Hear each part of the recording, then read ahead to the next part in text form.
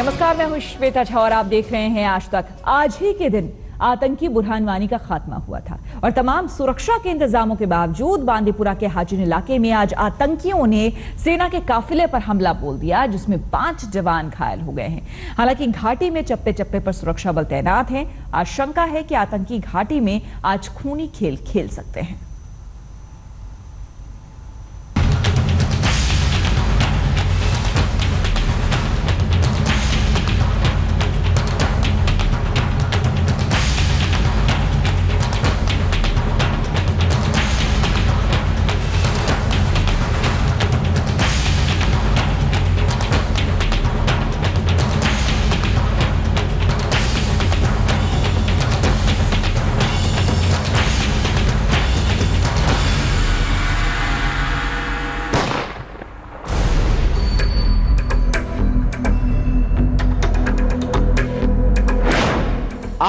जुलाई 2016 ठीक 1 बरस पहले आज ही की तारीख थी जब आतंकी संगठन हिजबुल मुजाहिदीन के पोस्टर बॉय आतंकी बुरहान वानी का सुरक्षा कर्मियों ने काम तमाम कर दिया था। आतंकी बुरहान वानी तो मारा गया था, लेकिन उसके मारे जाने के बाद घाटी सुलग उठी थी। अब जब बुरहान वानी की मौत को 1 साल बीता है तो घाटी में आतंक के समर्थक कहीं कश्मीर की गलियों को गर्दिश में न डाल दें। आतंकी बुरहान के नाम पर घाटी में आतंक का खेल न हो, इसे रोकने के लिए कश्मीर के चप्पे चप्पे पर सुरक्षाकर्मी मुस्तैद हैं।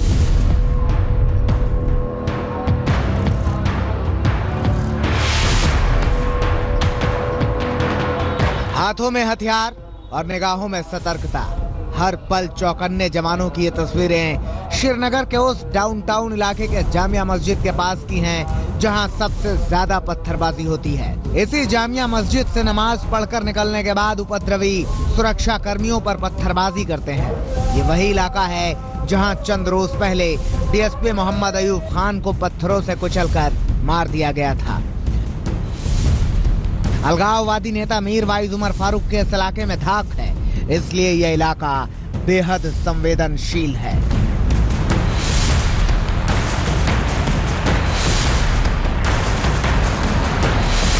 यहाँ पे ये तारे लगा दी गई हैं। CRPF Jammu Kashmir police alert पे है, चेकिंग हो रही है गाड़ियों की, कौन रेजिडेंट है, क्यों इस तरफ आना है, क्योंकि यही वो एरिया है श्रीनगर शहर का जहां पे काफी पत्थरबाजी और काफी वायलेंस भी रिपोर्ट होता है, और जहां पुलवामा त्राल की तरफ काफी ज्यादा तरीके से कॉर्डन ऑफ किया हुआ है। श्रीनगर में भी कोई चांसेस नहीं लिए जा रहे हैं। आप देख सकते हैं कि जो सीआरपीएफ और जम्मू कश्मीर पुलिस के यहाँ पे खड़े भी हैं जवान, वो पूरा गियर में अपने साथ अलर्ट में खड़े हैं, और ये पूरी सड़क अभी फिलहाल खाली है, 1 या 2 गाड़ियां जा पा रही हैं। कश्मीर के ज्यादातर हिस्से में चप्पे चप्पे पर सुरक्षा कर्मियों की तैनाती है। वाहनों को कायदे से चेक किया जा रहा है। हालात शांतिपूर्ण बने रहें, इस बाबत आतंकी बुरहान वानी के पिता ने भी शांति की अपील की है। मेरी क्या मैसेज है, तो मैं चाहता हूँ कि कोई अनटोवर्ड ना हो जाए, खून खराबा ना हो जाए। अगर लोग यहाँ आए वो अमन से आएंगे। बुरहान की बरसी पर कश्मीर में कोई अप्रिय घटना ना हो, इसके लिए सुरक्षा के कड़े इंतजाम किए गए हैं, खासकर दक्षिण कश्मीर के त्राल में जहां बुरहान वानी का घर है। जो हमारे बाकी बच्चे बंदूक उठाकर दहशतगर्दी की गिरफ्त में आए हैं, वो रास्ता छोड़ के, वो जो दहशतगर्दी का रास्ता है उसको छोड़ के अपने घरों में वापस आए। जे.एंड.के पुलिस एक उनसे भरोसे से वायदा करती है कि किसी को भी किसी किस्म की तकलीफ नहीं होगी। दरअसल बुरहान वानी की मौत के बाद हालात इस कदर बेकाबू हुए थे कि अब उसकी मौत की बरसी पर भी आतंकियों के मन में घाटी को सुलगाने का नापाक मंसूबा पल रहा है। खबर है कि अलगाववादी गुटों ने 8 से 13 जुलाई तक विरोध प्रदर्शनों की तैयारी कर चुके हैं। हुर्रियत नेताओं और हिजबुल मुजाहिदीन ने 8 जुलाई को घाटी में बंद का ऐलान किया है। सूत्रों के मुताबिक बुरहान की बरसी के दिन हिजबुल ने कश्मीरी युवाओं को आतंकी संगठन में शामिल करने के लिए भर्ती अभियान शुरू करने का फैसला किया है। दक्षिण कश्मीर में आतंकियों ने यह संदेश फैला दिया है कि वो बुरहान के गांव त्राल में 8 जुलाई को जमा हो। रक्षा विशेषज्ञ भी मानते हैं कि कश्मीर में उपद्रवियों पर सख्त रुख बहुत जरूरी है।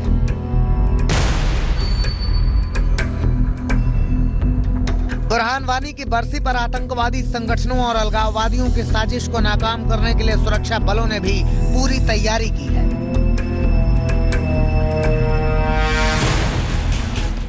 सुरक्षा के मद्देनजर हुर्रियत नेता मीर वाइज उमर फारूक और सैयद अली शाह गिलानी को उनके घर में ही नजरबंद कर दिया गया है। अलगाववादी नेता यासिन मलिक समेत कई स्थानीय अलगाववादी नेताओं को गिरफ्तार किया गया है।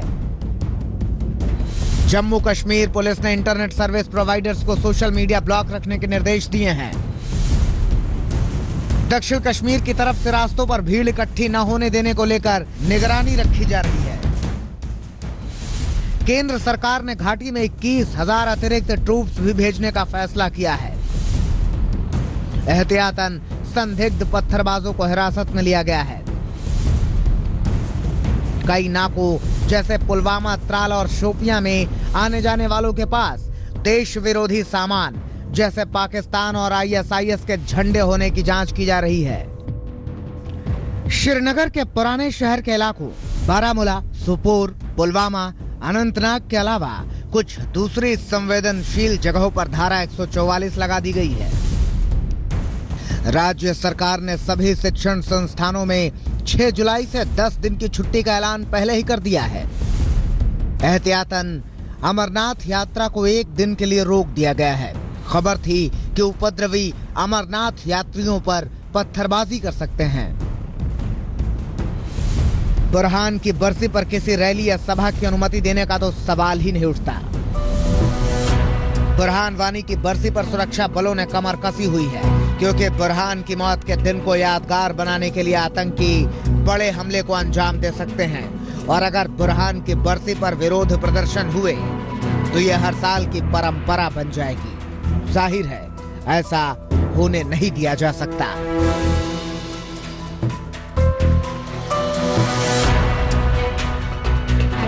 पूजा शाली के साथ अशरफ वानी, श्रीनगर, आज तक। बुरहान के खात्मे के 1 साल पूरे होने पर श्रीनगर में चप्पे चप्पे पर सुरक्षा बढ़ा दी गई है। इस वक्त वहां क्या हालात हैं, श्रीनगर के लाल चौक से बता रहे हैं हमारे संवाददाता अशरफ वानी। हिजबुल कमांडर बुरहान वानी की मारे जाने की पहली बरसी को लेकर पूरे कश्मीर में सुरक्षा एजेंसियां हाई अलर्ट पे है। हम श्रीनगर के दिल कहलाने वाले लाल चौक में हैं और आप देख सकते हैं कि किस तरह से यहां पर कुछ हिस्सों में जो है कर्फ्यू लगा दिया गया है और ये जो मेन रोड है लाल चौक का उसको पूरी तरह से सील कर दिया गया है ताकि किसी को आगे चलने की इजाजत नहीं है। यहां पर भी अलगाववादी नेताओं की तरफ से एक प्रोटेस्ट की योजना थी जिसको सरकार ने और सुरक्षा बलों ने फिलहाल विफल कर दिया है। न सिर्फ श्रीनगर शहर बल्कि घाटी के सभी इलाकों में सुरक्षा बल और पुलिस चौकस हैं। यहां तक कि 2 दिन पहले ही सुरक्षा बलों ने पिछले साल की सीख लेते हुए उपाय किए थे जिसमें कई सारे लोगों को गिरफ्तार किया गया था। अलगाववादी नेताओं को कुछ को नजरबंद कर दिया गया है घरों के भीतर और कुछ को हिरासत में लिया गया है। धारा 144 पूरे कश्मीर के सभी जिलों में लगा दी गई है ताकि लोग जमा न हो सके। लेकिन उसके बावजूद भी बांडीपोरा में आज सुबह एक हमला हुआ है जिसमें सेना के 3 जवान जो हैं वो घायल बताए जा रहे हैं और उस बीच वहां पर भी सेना और सुरक्षा बलों का तलाशी अभियान जारी है। हम देख सकते हैं यहाँ पर जो मेरे पीछे जो ये है किस तरह से CRPF और जम्मू कश्मीर पुलिस के जवान जगह जगह पर तैनात किए गए हैं। लोगों पर नजर रखी जा रही है। किसी भी वाहन को अगर चलने की इजाजत भी होगी उसकी तलाशी ली जाती है और किसी भी तरह लोगों की आवाजाही पर रोक है। ये सब कदम इसलिए उठाए गए हैं ताकि किसी भी तरह की हिंसा को रोका जाए, क्योंकि पिछले साल हमने आज ही के दिन से देखा था किस तरह से श्रीनगर और कश्मीर पूरी तरह से कई महीनों तक तनाव में रहा था उस चीज को रोकने के लिए इस तरह के उपाय सुरक्षा बलों और पुलिस और प्रशासन ने किए हैं। यहाँ तक कि आज जो अमरनाथ यात्रा है उसको भी रोक दिया गया है। किसी भी यात्री को अमरनाथ की ओर जाने की इजाजत नहीं है। तो यही कारण है कि पुलिस चाहती है कि और सरकार चाहती है कि किसी तरह का तनाव जो है वो न भड़क पाए। कैमरामैन तारिक के साथ अशरफ वानी, श्रीनगर, आज तक। तो चप्पे चप्पे पर सुरक्षा बल जो है तैनात है। कोई भी अप्रिय घटना ना हो, इससे निपटने की पूरी तैयारी वहां पर की गई है। 1 साल बुरहान वानी के एनकाउंटर के और इसी के मद्देनजर ये पूरी सुरक्षा व्यवस्था की गई है। कई अलगाववादी नेता जो हैं उनको नजरबंद कर लिया गया है। हम रुकेंगे तो आपको हम दिखा रहे हैं किस तरह से बुरहान के नाम पर बारूदी साजिश की कोशिश की जा रही है। आतंक और आतंकियों का किसी भी सूरत में समर्थन नहीं किया जा सकता, ये सच है। मगर अपनी राजनीति चमकाने के चक्कर में कांग्रेस नेता सैफुद्दीन सोज ने बुरहान वानी के समर्थन में बयान दिया है। उन्होंने कहा है कि बुरहान का एनकाउंटर करने के बजाय उससे बात करनी चाहिए थी। खूनी खेल खेलता था 14 बरस की उम्र में, जिसने आतंक की राह पकड़ ली थी, जिसके हाथ न जाने कितने निर्दोष लोगों के खून से सने थे। कश्मीर में त्राल का रहने वाला आतंकी बुरहान वानी, वो बुरहान वानी जो 6 साल के अंदर हिजबुल मुजाहिदीन का पोस्टर बॉय बन गया। वो बुरहान वानी जिस पर 21 साल की उम्र में 10 लाख रुपए का इनाम था। वो बुरहान वानी जिसने जम्मू कश्मीर के फिजाओं में जहर घोलने का काम किया। ऐसे आतंकी से देश का कोई भी नागरिक जिसे देश से प्रेम हो, सहानुभूति नहीं रख सकता।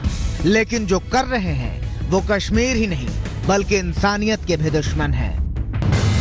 सैफुद्दीन सोज जम्मू कश्मीर के कांग्रेस अध्यक्ष रह चुके हैं, लेकिन उन्होंने जिस तरह खुलकर आतंकी बुरहान वानी की मौत पर अपनी राय प्रकट की है, उससे वो अलगाववादियों के प्रवक्ता ज्यादा लग रहे हैं। कांग्रेस नेता सोज की सोच अलगाववादियों से काफी मिलती जुलती है। सैफुद्दीन सोज जैसे नेता जब बुरहान वानी का सपोर्ट करते हैं और कश्मीरियों के दर्द को समझने की बात करते हैं, तो ये भूल जाते हैं कि बुरहान वानी ने जीते जी न जाने कितने कश्मीरी नौजवानों के हाथों में AK-47 थमाई, और जिसकी मौत के बाद आतंकियों ने कश्मीर के सुकून को कैसे छीना, कैसे सड़कों पर पत्थरबाजी को रोजमर्रा में शामिल किया, कैसे खूबसूरत फिजाओं में आग लगाई। लेकिन सैफुद्दीन सोज जैसे नेताओं की सोच में ही खोट लगता है। बुरहान वानी चले गए, दूसरे लोग हैं जो मिलिटेंट हैं, लेकिन मिलिटेंट्स के साथ आर्मी या पैरा फोर्सेस मुकाबला करते हैं। लेकिन सियासतदानों को, वजीर आजम से लेकर हम सब तक सियासतदानों को कोशिश करनी चाहिए कि वो डायलॉग का रास्ता खोलें, और मोदी जी को कश्मीर में जो अपॉर्चुनिटी है उसमें वो हुर्रियत से भी बात करें, मेन स्ट्रीम से भी बात करें। बुरहान वानी की शान में सैफुद्दीन सोज का ये शर्मनाक बयान बुरहान वानी के एनकाउंटर की बरसी के 1 दिन पहले दिया गया है। जाहिर है वो बुरहान की बरसी पर राजनीति कर रहे हैं और कश्मीर के हालात को बिगाड़ने की कोशिश भी।